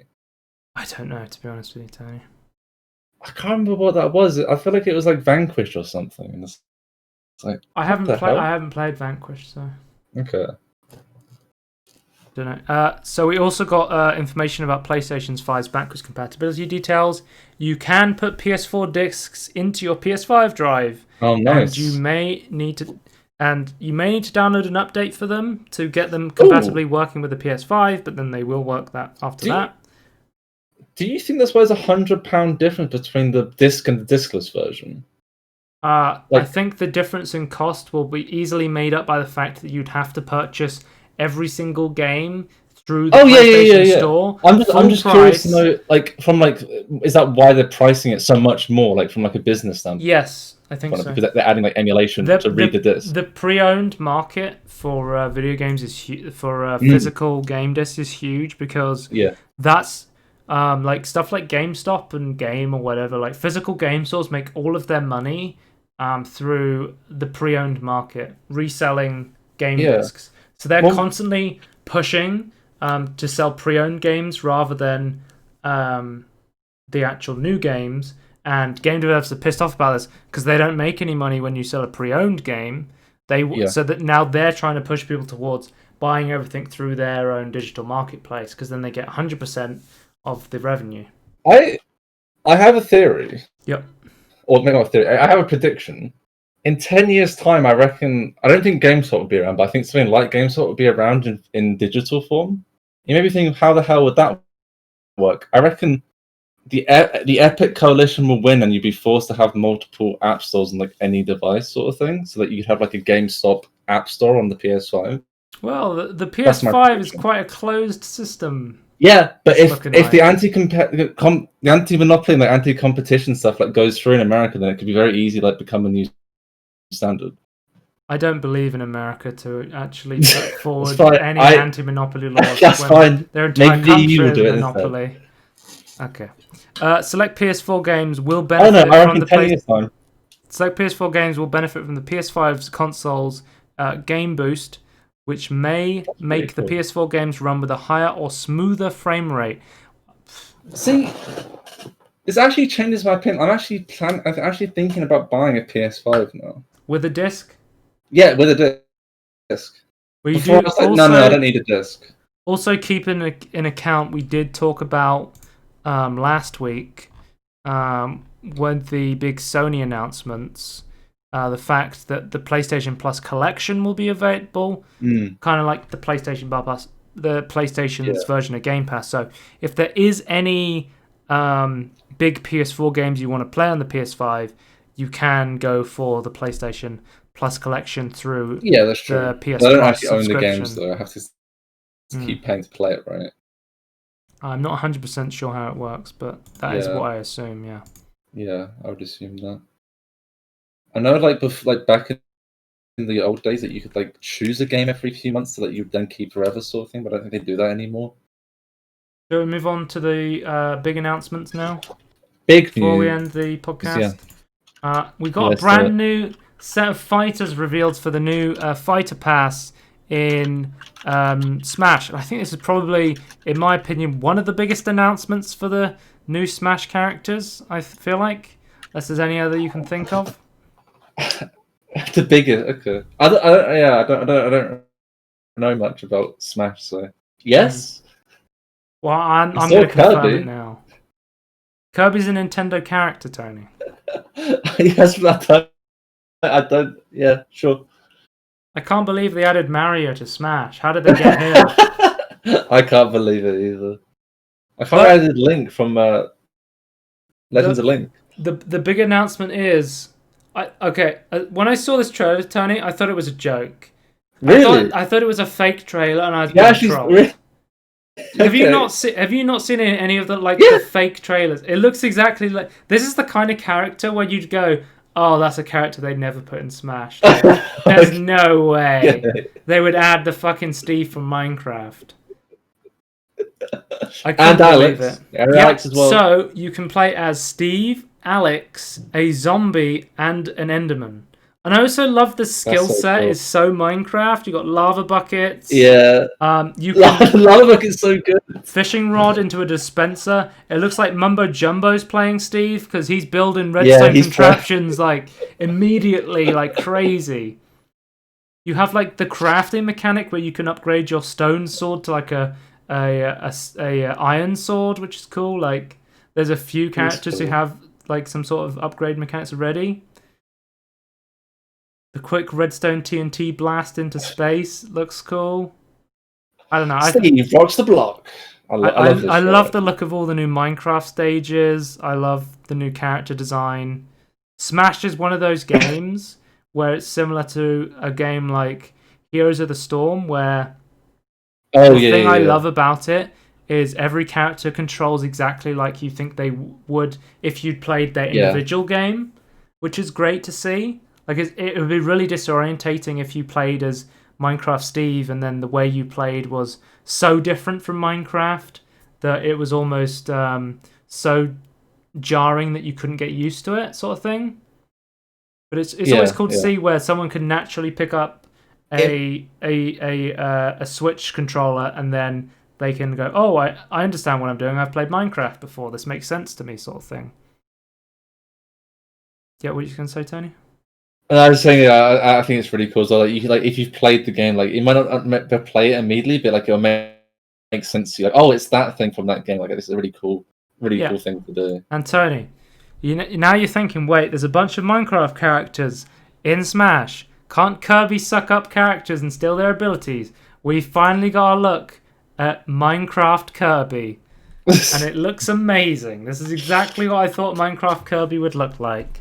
It looks like one of those custom skins you would get on like a new mod or something. That's really hard to say. Yeah, like this is exactly what I would expect a third-party Minecraft Kirby would look like, and then it's so cool. It's so cute, though. Yeah, it's pretty cool. And apparently, according to the Minecraft Mojo, and they say they've been in talks with Super Smash Bros. Ultimate since 5 years ago. They've been trying to. They've been in talks with Nintendo to try and get Steve into Smash for 5 years. So that's really cool to see. It's crazy. More Minecraft news. We got the Caves and Cliffs update. I kind of had an inkling this was coming. Update. Sorry? The small update. Small update. Changing all the caves and the mountains biome as well, I believe, is going to be changed in this one as well. I kind of knew this was coming because I think it was slightly leaked that it was going to be the Caves and Cliffs update. People update. wanted it for ages at this point as well, So let's go through everything about this. First, we have the cave update. So we have Lush Caves. So Lush Caves, we have kind of like these nature grass kind of caves with like beautiful plants in them as well. One thing they showed off for the live stream for like some of the dark caves is they added glowing ores to the live stream, but glowing ores will not be in the final game. They were just using them to light up the area so you could get a better look at them, sort of thing. Yeah. We had the dripstone cage, and as every update, I always pick a useless feature and say, well, I always pick a meme feature and say, this is the part of the update everybody wanted. So there's these things called stalagmites, and if you don't know what stalagmites are, they're like crystal formations that like drip. And I think it's stalactites that drip, because the other ones on the ceiling, stalagmites from the floor, I think. Okay. Basically, when these drip water, if you put a cauldron underneath them, you can get an infinite water source. Tony, they finally added an infinite water source to Minecraft. It's not like we've had an infinite water source in Minecraft since forever, but now there's a no. It's the thing about Minecraft is the water just drains away. It's a real pain to get water buckets. If you don't know, you have to be next to a river or in the sea to actually fill it up. But now we can fill it up infinitely. You finally have the ability of an infinite water source. Well, there's always rain in a cauldron, by the way, but let's ignore that. Pretend that doesn't exist. We also have the deep dark biome, the van-inspired biome. That's my favourite. That's so cool. I think I want to use those blocks to make an end, like add stuff like an end sort of dimension, like make it more like an affected end dimension, I guess. Yeah. We now have the new Warden mob as well, and the Skulk sensors. And one of the really cool things about the Skulk sensors are we now have the ability to make wireless redstone in vanilla Minecraft, which is really cool. I think. I don't know. Has Mumbo Jumbo talked about this yet, Tony? Yeah, he has. He likes it. Oh, that's good. So I'm expecting some crazy shit to come out of this. Yeah. I'll say okay, a couple of things. I've only looked at Mumbo Jumbo's response. I haven't looked at any other redstoning Redstone scientists, Tony, is that Redstoners, yeah. Redstoners, yeah. But I'll say this, in the actual live stream, like I assume that diagonal placement is like the actual maximum distance between them. That you can like link them together. Like I assume that's their max distance, so they're not too powerful. If you don't know, these are the skulkers, and the way they work is whenever they detect a vibration, they send a redstone signal. And one thing you can do is if you block them off in a direction, they will stop receiving vibrations from that direction. So say you had a piston, you can actually control it. And for example, the skulker set off the piston. The piston going off would then send a signal, send a vibration signal back to the skulker, so it would infinitely set it off and on again, so it would go in and out, right? But if you put wool on the side that the vibration's coming from, the wool actually blocks vibration signals. So that's one way where you could stop it from infinitely going off, for example. Here's a weird thing you can do with this that I think will be not abused, but like really used, is that you can move. Obviously, you can push and pull wool. So you have like systems controlling other systems that then become wireless and stop being wireless, sort of thing. I'm just looking at this immediately. I'm going, someone's going to make a transformer out of these. Well, we've got honey blocks and slime blocks. That's true. Yeah, we've already got honey blocks and slime blocks. We've already got moving like walking machines and things because of that. So we have the technology. We can improve the transformers, Tony. I can't wait. The giant fighting robots made of blocks of cheese. Yeah. That's the one. I always call sponge cheese. Like when I played the original Minecraft, I always called sponge blocks cheese blocks because that's what it looked like to me. Pretty much. I mean, isn't the end blocks also cheese blocks? Yeah, a little bit. Like a different brand of cheese. Like different. So we now actually have underwater. We now have underground water caves, like proper ones instead of random waterfalls. That look really cool. With new mobs, so we talked about the wardens are fucking scary, Tony. So yeah. I was saying to you, I was watching so the wardens are completely blind, but they feel vibrations similar to the skulk sensors. Yeah, then the antlers detect it, right? Like cause there's like sound particles now. If there's a thing that can detect sound, that sound particles will be emitted when you do stuff. I thought it was really cool. So. An image up. I don't know if it's going to do this, but one of the items we saw that was added was candles, which was pretty cool. Yeah, that's cool. There's quite a lot of light sources in this live stream we saw. Actually, there's like 3, I think. Yeah, so there's glowberries, candles, and something else. I can't remember now. But yeah, so. This thing is to be avoided at all costs. They said they wanted to add like fear back to the overworld, basically. Yeah. Because they felt like especially in caves. It was easy. So if you get hit by one of these, in the live stream they took, I think it was 7.5 hearts of damage, and I was like, yeah, whatever. 7.5 hearts of damage. He must have been naked. No, he was wearing full netherite armor, and I'm like, holy shit! I'm never fucking with the warden. I'm going to die so quickly to this thing. Yeah. That's scary as shit. 7.5 hearts of damage and full How much netherite. health do you think he has? Like 40 or so? He's got to be tanky boy. He's got to be a tanky boy. Because Endermen, I think, have 30 or 15 hearts, I think. I don't think we'll know until we get like the snapshot, basically, of this patch. But the sad news, guys, is the update is not coming out till summer next year, and I have no idea when the first snapshot's coming out. Yeah, so for I can understand, like it's planned to be released in summer, but that doesn't mean the snapshots will be first released in summer. So they will come before the summer, or before when it's launched in the summer. Yeah. So we should see some of this before then, but yeah, we don't know when the snapshots will start. So we've also got goats added to Minecraft, finally, Tony. I really like the goats. For the new mountain biome update, you can now have Minecraft goats, of course. Oh, did you see that the powdered snow? No, I don't think I Okay, did. There's snow that you sink into that's like layered still. And if you wear leather boots, you can walk on top of it. It's like adding you, like giving you a reason to use leather. So that's kind of cool.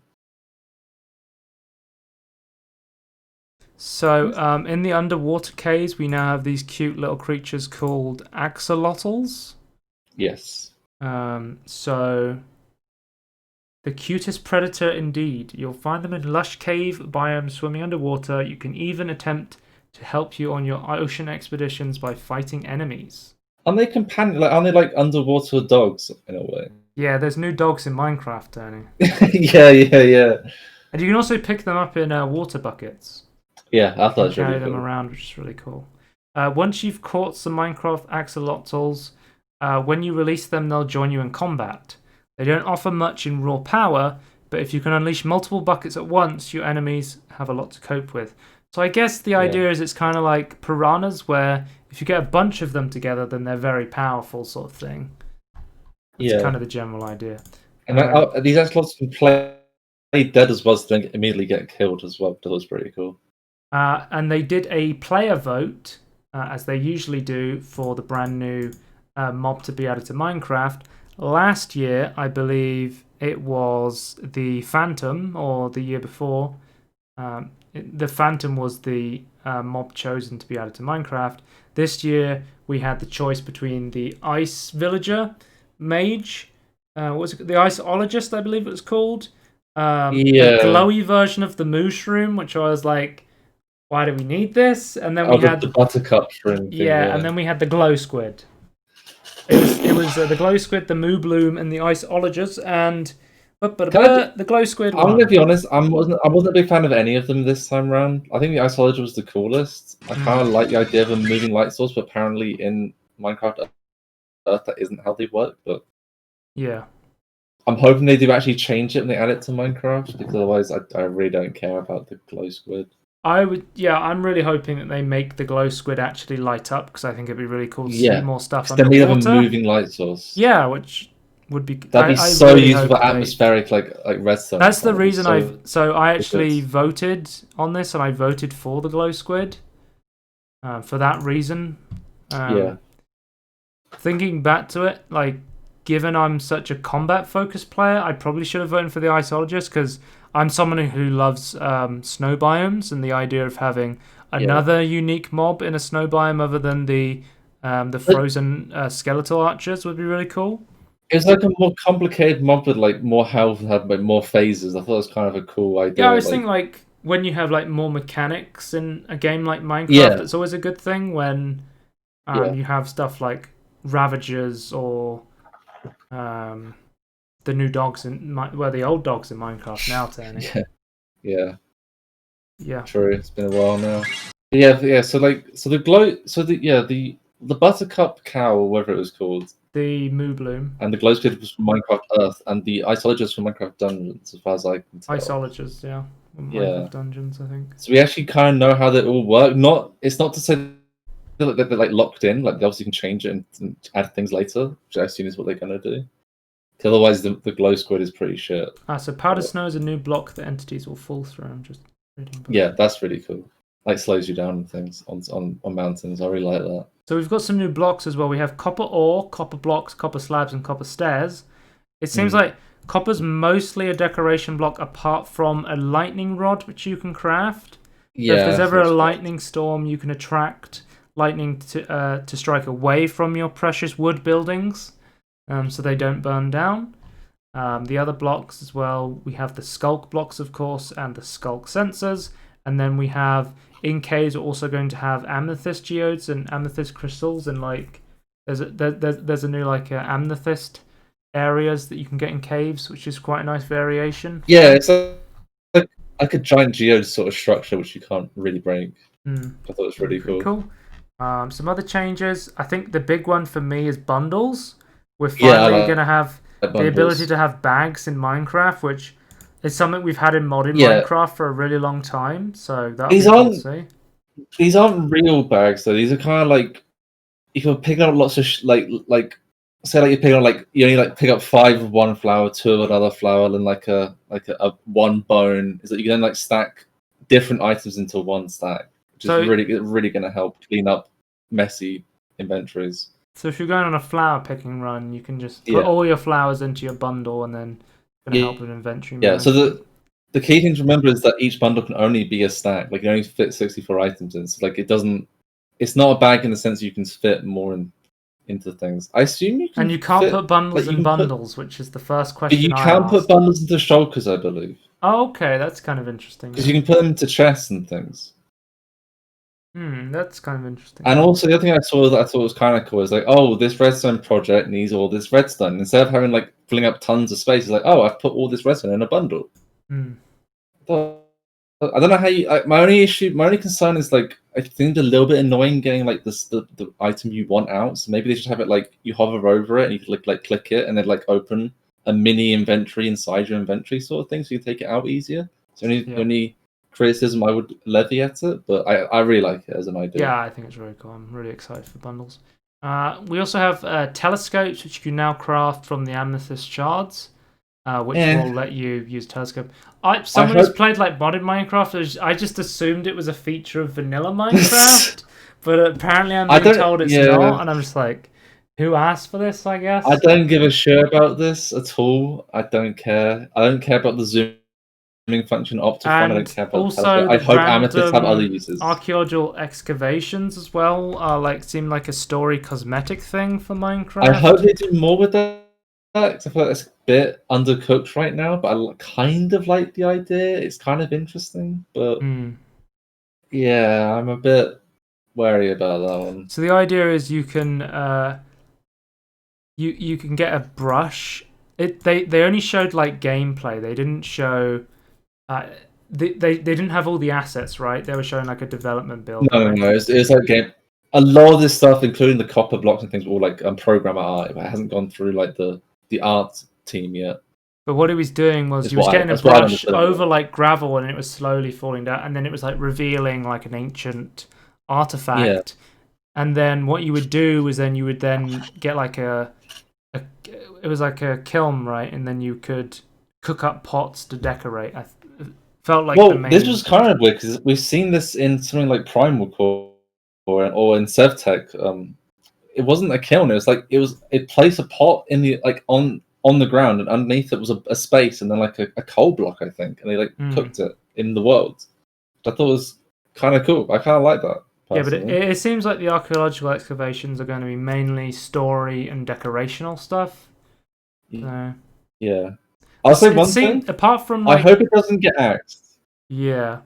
Because I want to put more effort into it. I feel like it's not a good idea. It's not a good system right now, but I kind of like the idea of it. And even if it isn't a good archaeology system, there's one thing I really like. We've basically added layered dirt and gravel, which is going to be really useful for building. I think that's like that's what it's going to be used for the most, in my opinion. I think apart from like the sculk stuff and the bundles, it feels like it's more a decorational update, which of course people have wanted more stuff in the caves and the mountains, which is cool. But hopefully there's still some meaty stuff for us. I mean, we got Netherite last update, so that was really cool. Yeah. And we got like the village pillage update, which is really good. Yeah, and of course the bee update, which everybody. I feel like the pillage update was very mechanical. So they didn't give anything for really the exploration people that much. I feel like this time they're giving it into them this time. I think that's okay.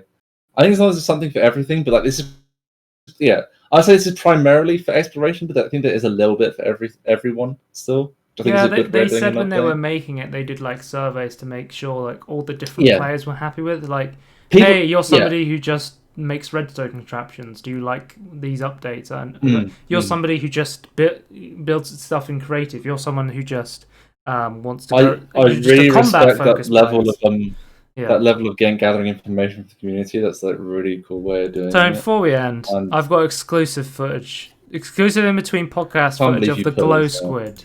Early access footage, Tony. We were supposed to hit the secret, Joe. I've accidentally revealed it live on the podcast, Tony. Here's exclusive footage of the glow squid. Really early development footage of it. This is, of course, the squid bot that is going to take pictures of coral and fish. So, in order to imitate a natural jellyfish, they've strapped a bunch of LEDs onto a camera bot. And they've got it to imitate a real jellyfish. RGB. Yeah, RGB jellyfish. A real gamer.